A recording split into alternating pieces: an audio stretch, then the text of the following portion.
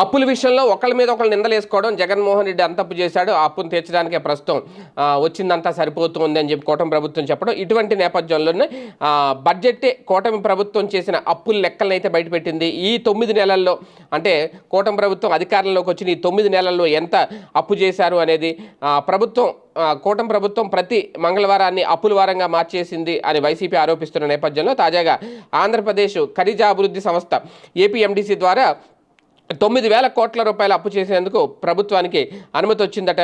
Private placement ప్రతిపాదికన డిబెంచర్లు లేదా బాండ్ల జారీతో 9,000 కోట్ల రూపాయల వరకు సమీకరించేందుకు ఏపీఎండీసీకి అనుమతిస్తూ గనుల శాఖ కార్యదర్శి ప్రవీణ్ కుమార్ ఉత్తర్వులు జారీ చేశారు. ఇప్పటికే ఏపీఎండీసీ ద్వారా 5,000 కోట్ల రూపాయలు ఆల్రెడీ అప్పు చేసేందుకు గత ఏడాది డిసెంబర్లో ప్రభుత్వం అనుమతి తీసుకుంది. అంతేకాకుండా నిధులను వేగంగా సమీకరించుకునేందుకు అవసరమైన సలహాలు సూచనలు ఇచ్చేందుకు కూడా సలహాదారులు అండ్ మర్చెంట్ బ్యాంకర్ను కూడా ఏపీఎండీసీ నియమించింది.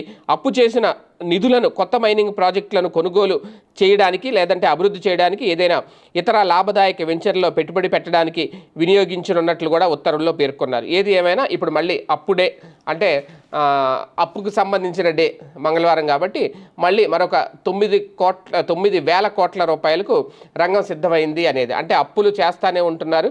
ఈ అప్పులు సంక్షేమానికి ఖర్చు పెడుతున్నారా, అభివృద్ధికి ఖర్చు పెడుతున్నారా, రాష్ట్రానికి ఏం ఖర్చు పెడుతున్నారు అనేది. కానీ మొత్తానికి మాకంటే ఎక్కువ అప్పులు మీరే చేస్తున్నారని చెప్పే ప్రయత్నం అయితే వైసీపీ చేస్తుంది.